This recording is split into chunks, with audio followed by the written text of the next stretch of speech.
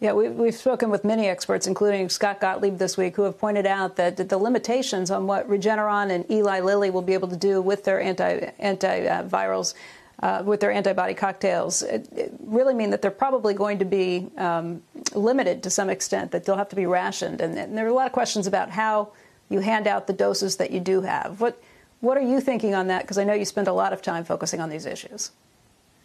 Well, the capacity will depend somewhat on how big the dose is. Eli Lilly's doing a trial at 0.7 grams, which is less than a tenth of the 8 grams that Regeneron is sometimes using. We're looking at even going down below 0.7 grams, and instead of an infusion, having a one-time shot.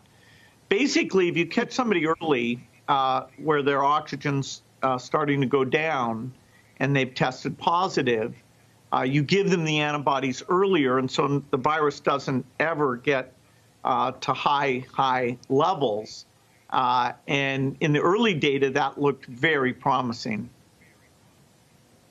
Right, but that comes back to the limitations. How do you decide who to give it to if you have limited supplies, and it's most effective when you give it to people early? It's not like you can go around and find the sickest people and say, okay, you get it.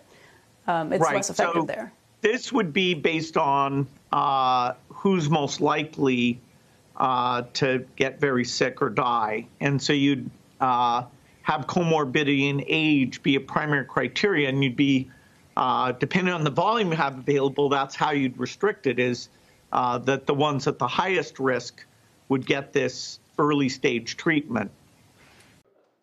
Shepard Smith here. Thanks for watching CNBC on YouTube.